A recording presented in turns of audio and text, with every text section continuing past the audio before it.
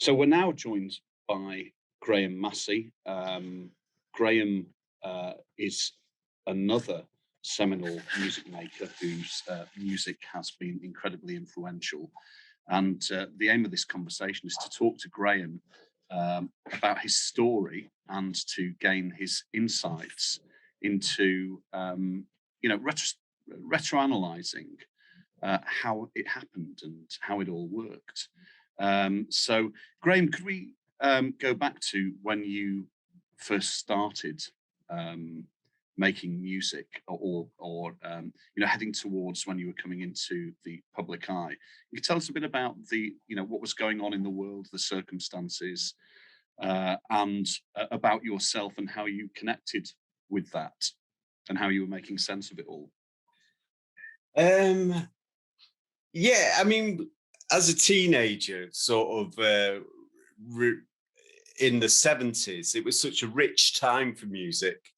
And, being in a sort of area of central Manchester, there was a rich music culture of, teenagers swapping records, multiple genres of records.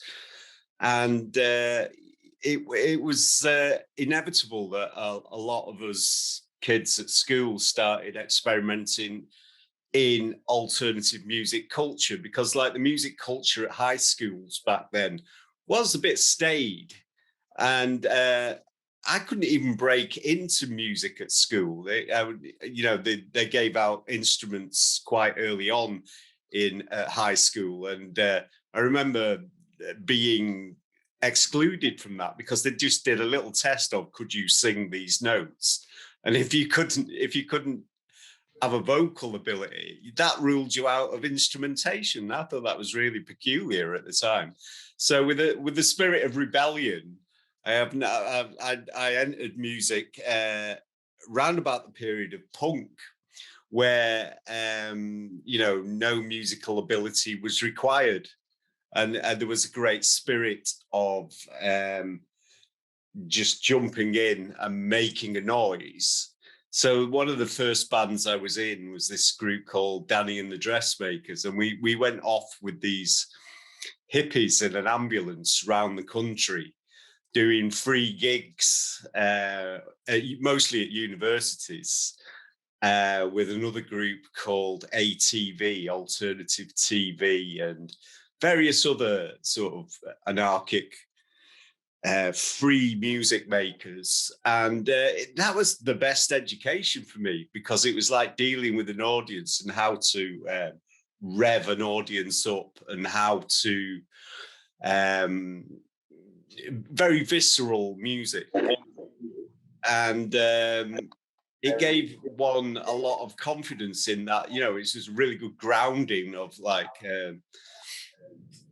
it's the opposite of like formal music education, because it's like what music can do as a force, and alternative music back then, the counterculture back then was very mixed. In fact, there was so little counterculture when I look back on it now, that, we'd be doing festivals where all the different countercultures would come together. So like punks, reggae music, progressive music would all actually be on the same stage. I don't think it's as polarized as the rear view mirror of history makes out now. I think a lot of particularly British music had common ground and a diversity to it that was great to grow up in. So when it came to later on, when I first started to learn about audio engineering, I got very interested in that through making some records for record labels in Manchester, like New Hormones Records and Factory Records. We had a group called Biting Tongues. You can see the poster in the background there. We were doing very experimental post-punk music, very studio, which you could explore in the studio with early emerging digital technology from companies like AMS in, is it Burnley? They had all these sort of new digital effects where you could loop things and do interesting digital processes. So with the studio is a magical place for me, and if a little taste of studio culture made me want to dive in and learn that. So I was involved in one of the first audio engineering courses in the country in Manchester called the School of Sound Recording, SSR as it's known now. And at that point, computers and samplers were coming in, and that was also at the point when house music was taking off. And it was just a perfect axis of technology and a shift in the culture that was to do with nightclubs. And house music is an interesting has an interesting history to it, because it's not just, it didn't just fall out of the sky. It come from mostly the American black music culture. There was a great interest in the northwest of England in that. Always has been. There's always been this sort of highway between north and soul as well, There's always been a great interest in the music from Chicago, Detroit. There's been this super highway between the northwest of England and that music. So, but a lot of that music didn't resonate with me, because it's some of it was too based in forms like R&B and gospel, and you could hear those kind of roots in it. But it was the acid house music that resonated with me, because it was so out of space and so alien sounding. So it cut its ties to the history of music, and at the same time connects with my alternative view of music that was very a British thing. If you grew up with bands like Hawkwind in the UK, and groups like Throbbing Gristle in the UK, there was a electronic sound in the UK that was very alternative. That's the electronic music I grew up with. Progressive. And all of a sudden, that acid house and those things connected like a spark, and I was like, that ignited me at that point with the technology available to me at that point, and this idea of being able to play the weirdest music in a nightclub situation, in a social situation.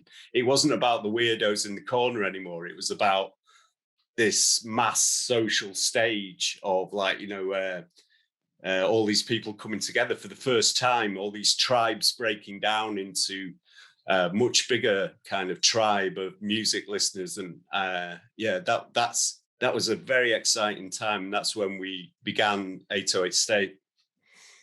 When you thought that you have something to add to that you have something original to say, when this moment came, when you moved from fan of this music to producer. Sorry, what was the question? When you realized you can contribute to it as a producer, as a composer. When this moment appeared. Yeah, I mean, it was a very, the first thing was doing it live, actually. We didn't make records at first. We just had some of that equipment, that early technology, the Roland equipment. And we started to do gigs with it. We were doing like hip hop gigs, actually, originally. We were like a collective of various hip hop groups with some of that technology on the table. And we'd be out in nightclubs around Manchester with rappers, MC Tunes being one of the rappers.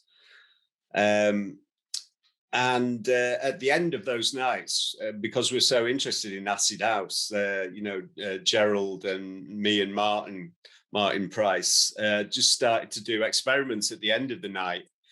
And largely it was to clear, we knew it would clear people out of the hall, but eventually we started getting booked as support acts to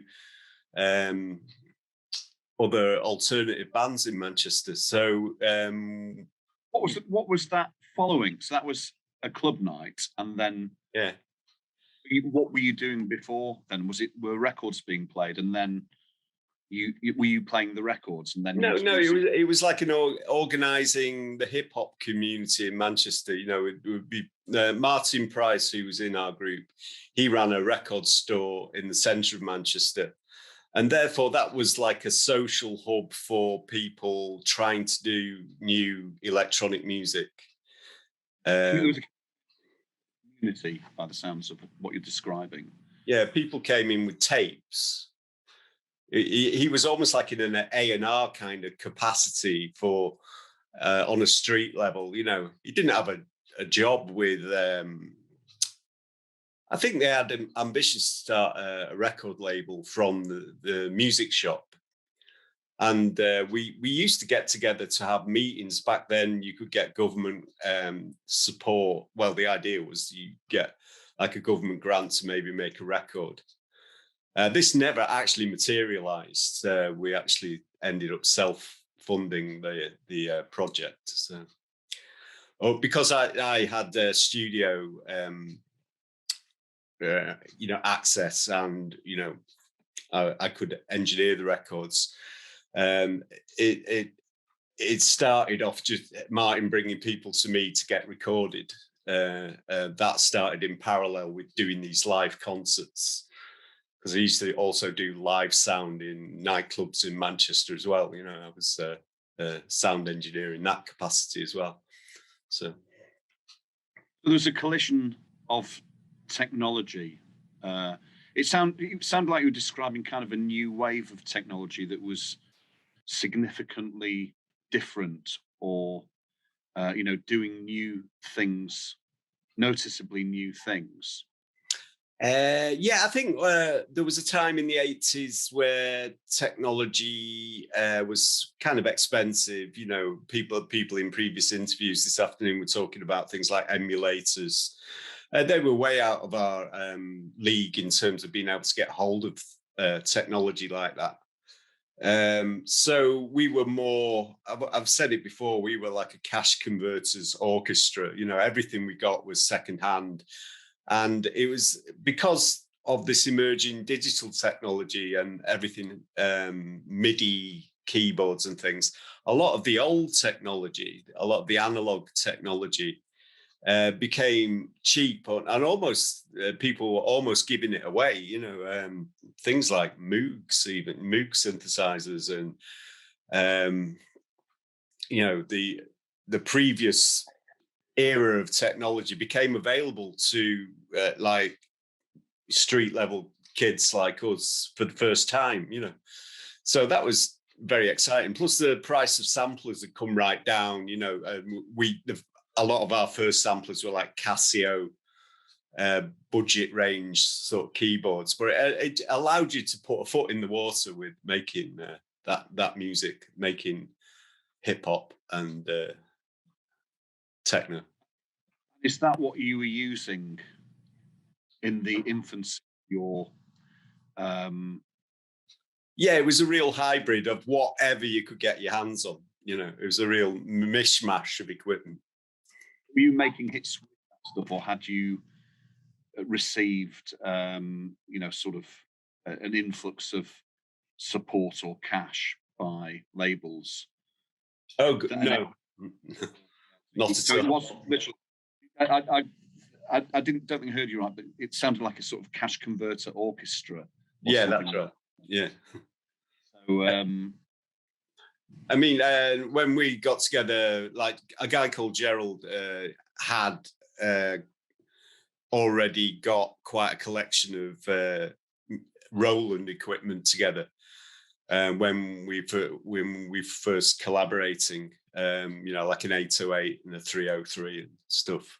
But we used to carry that. He used to carry that stuff around in laundry bags, and I had one of those tartan pull-along old ladies shopping trolleys, and that was stuffed with Casio equipment and old drum synthesizers and things like that. And we go around doing gigs like that. We get on the National Express and do gigs with this ramshackle tabletop orchestra, which has become quite common now. You know, it's quite unusual back then to just set a load of equipment up on a table and let go, you know, but it's actually very commonplace now. You're describing a story of paying your dues here, Graham. It doesn't sound like it was a quick and easy process. I wouldn't say it was welcome even, you know. I mean, it was kind of we were largely in DJ territory, you know, people that played dance music.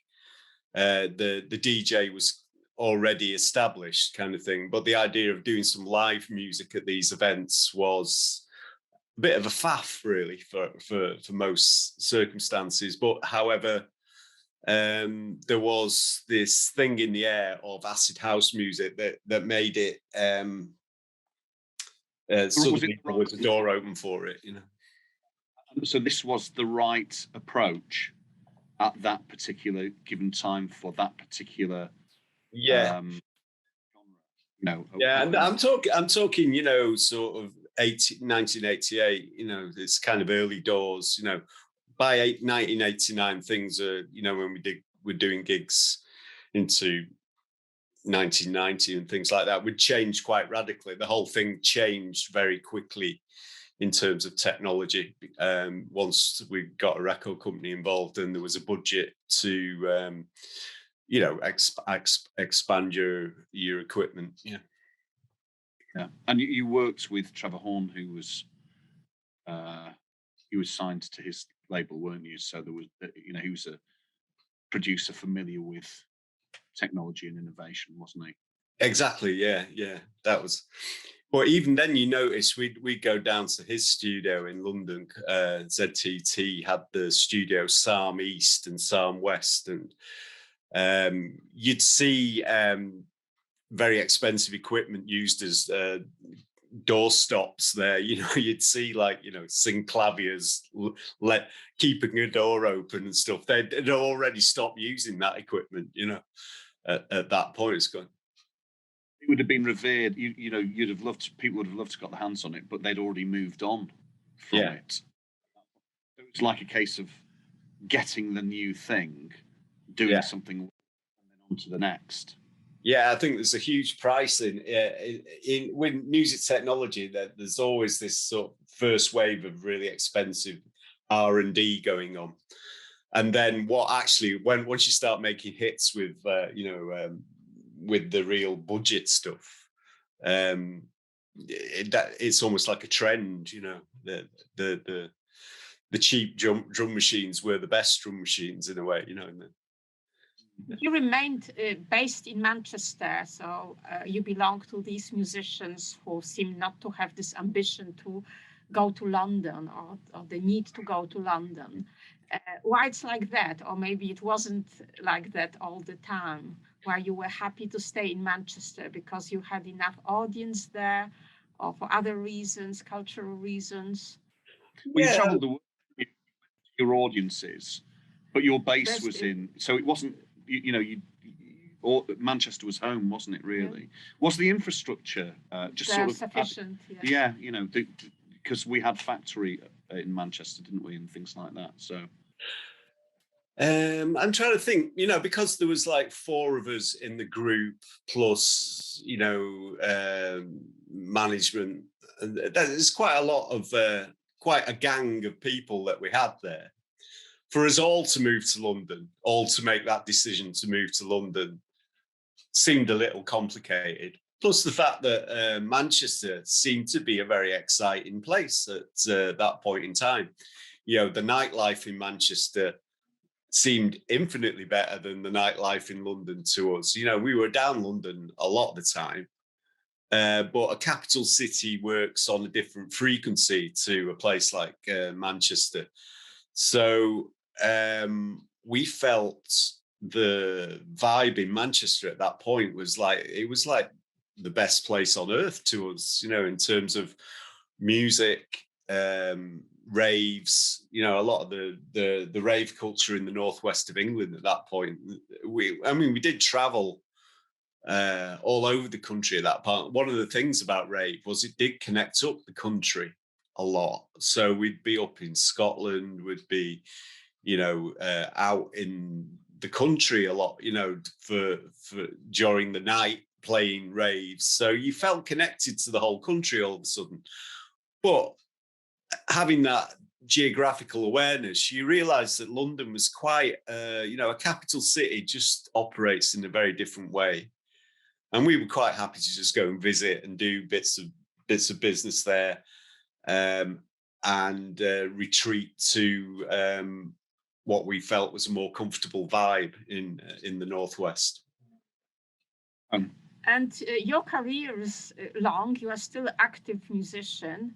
Yeah. And the question is how it changed over the time, and in particular, what are the advantages and disadvantages of working now as an electronic musician in comparison with the time when you started? Well, I think it's a crowded genre now. There's we used to talk enthusiastically about the democracy that electronic technology would bring to music.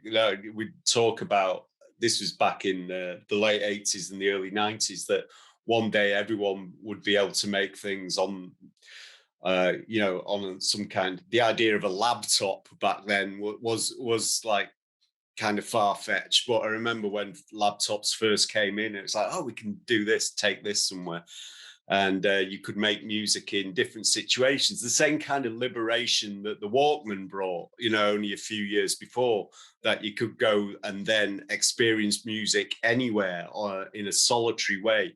The same thing when laptops came in, that you could go and make music in a solitary way, or in unusual places. The portability and flexibility of technology was expounding all the time.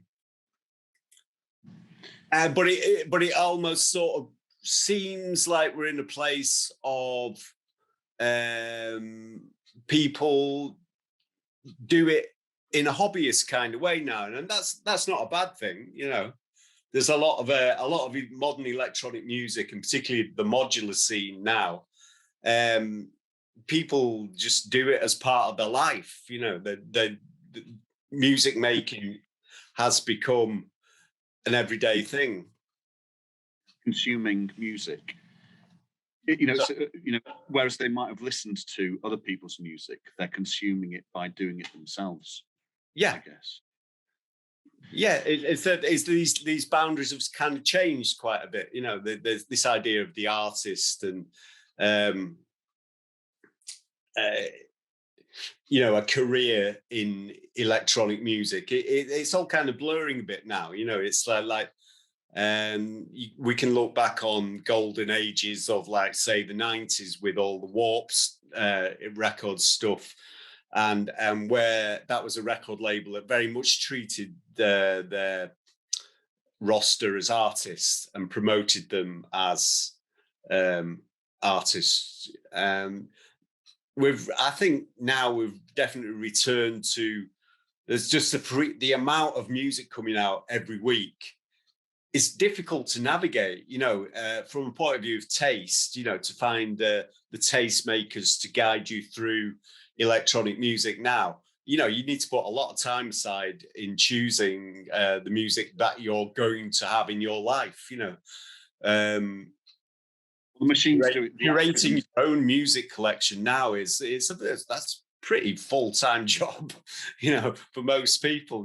So people are kind of more happy to have little playlists made for them and stuff. And yeah, it's kind of, it's not as obsessional as it felt a few years ago, where people were really passionate about their electronic music. Yeah, you described a very different culture earlier, Graham, about, almost as if every young person was into music and was swapping records, and but it was really centralized. That was the time of 3 channels on the TV, Top of the Pops, and John Peel maybe, is a very important figure in, a funnel for the counterculture. There was one voice of the counterculture for many years, and that was John Peel. And it centralized things, and it disseminated the music in a one-stop shop. And we're living in a different world now where it's about niches and finding your spokes.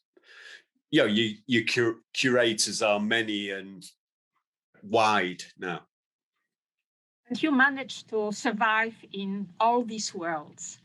So what is your recipe for such a success long term? It's an interesting question, because I never saw like the music we made back in the 90s. I never expected the longevity that it's had. I never expected it to become a form of folk music, which you just not think about. Was that because you didn't have, you just not consider that? It just seemed ephemeral at the time. It seemed like we were responding to the world that week when we made those records. The velocity of making music back then was quick. There was a lot of momentum. It's like deadlines. It's like, oh, we need to make another record by next week. And that wasn't a pressure. It was just a process that we were up to speed doing that, and going out, absorbing the culture and shooting it out the other end. How long did it take you to make records and for them to be released? What was the process from your mind to recording to output? A lot of the time we made music in the studio, so it was about surrounding yourself with a system of musical technology, and that changed. You might get a new synthesizer every few weeks back then, and that would be inspirational. It's like, let's see new sounds coming in. Sampling was always inspirational. The search for it's things that would. Yeah, the hunter-gatherer aspect of sampling was very exciting. To be constantly on alert for interesting input into the sampler machines. I was thinking, really, because we were talking to David earlier, and he was sort of identified this being sufficiently ahead of the curve. He was responding to the world as well, which is what you've described. But it was about, because of the time it took to bring a record out in the early 70s.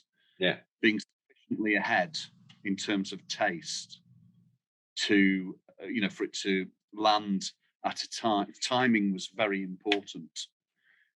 But you produced quite a lot of music in quite a short space of time, didn't you? There was, sort of string of hits. Yeah, and there was this need for singles, which was odd, because we were getting away with murder back then. In terms of like that, figuratively, for the record. Yeah, in that we didn't have to change what we were doing to hit a singles market. We made some of the weirdest singles in pop music because the culture was so detached from the past at that point. It was a real it was as much a revolution in music as punk was. The rave thing. It was like the page had turned and there was no experts. And that was so fabulously liberating, not to have the weight of the history of... I love the history of music. And I'm very soaked in the history of music, but it's the freedom in music. There's very few points in time where you're given that freedom to then put it out as a pop record. You know, it's like being like, you know, some of it. So it takes somebody like Aphex Twin having a hit single like Window Licker or something. Instead, like, you know, it's like Stockhausen making a pop record, isn't it? You know, it's kind of radical. A revolution. So it's a bit of a revolutionary time. Yeah. But now it's become part of people's lives, and these records mark people's lives. Like, you know, we often get correspondence of people using our music for, you know, weddings, funerals, that kind of thing. You know, that they're like life markers now, and it just shows you that, you know, if culture opens up wide enough for a certain point in time, that you know, something that was people are open. Yeah, people are open to a really wide range of music. If it's the centralizing culture just widens a little bit, and one of the things with electronic music now is it's almost like split into streams rather than this centralizing kind of vision of it, you know. So yeah. Fascinating. So we still have a little bit more time, Graham. So I'll make good use of it.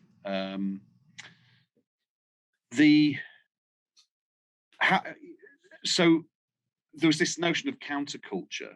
Mm. Did you see yourself as that?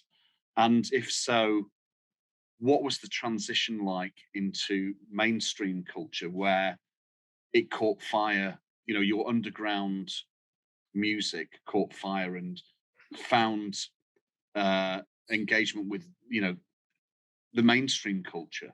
Yeah. Well, yeah, it was a lot of the time it was very awkward. You know, a lot of the time you felt like ambassadors from another planet. And when going into the media as it was back in the 90s, though there was like we had to adapt a lot. One of the great lessons we had in adapting was that we had an American record label and we went touring in America, and we realized that we were in show business, you know, which you know, was interesting, really, because like in England, there was enough energy in the British rave scene to just ignore that fact. You know, we never really thought about putting on a show, because like there was no you know, there was no sort of border between an audience and the band. Very much in particularly in like Manchester gigs, you go to like Happy Mondays gigs in back in the early 90s, and you couldn't tell where the band was. You know, there was a stage with a PA, and then it was just full of people, and you know, somewhere in there was a guitarist and a bass player, and you know, it was pretty blurry, you know. And it was the same with our gigs. You know, there'd be all kinds of family members on the stage and stuff, and you know, people didn't really you know, that was part of the vibe, you know, the sort of breakdown of the hierarchy of showbiz. But then when we went to America, and we were literally trying to break new ground there by being this new form of electronic music. Because like, though all the music we loved and inspired us was from America, it was a tiny little scene there when we got there. We expected our heroes to be their heroes, and it was far, you know, it was very unestablished in the mainstream culture in America. I mean, they were very established in their cities through their radio and things like that, but I guess we just came through a different system of of record companies back then, you know, where you had to get on radio playlists. So we had to go on radio programs and give it the chat and be, you know, develop a sort of outward persona that we didn't start off with. Yeah, we're not natural pop stars. It always struck me as, you know, you were when you see those things, that you were always being yourselves, you know, authentically.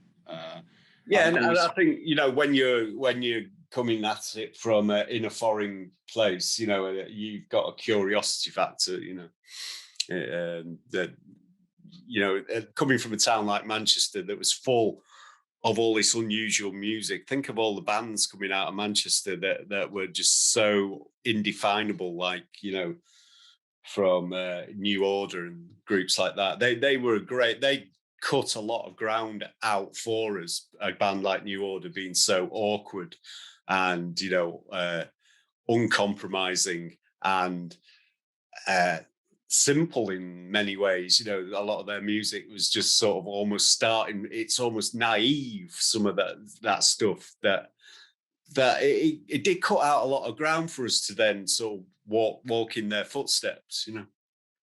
Feels like an attitude was an important part of the identity or reception. You know, it was. Oh, definitely. You know, and we had a lot of, you know, the guys in the band were, you know, definitely had a lot of cheeky attitude and, the music, you know, as well, which was, again, there was that tradition of cheeky, Beatley kind of British people going to America. You know, they were misunderstood. Their language was odd, and the humor was odd, and therefore, you know, they were quite comfortable shoes to fit as well. You know, so.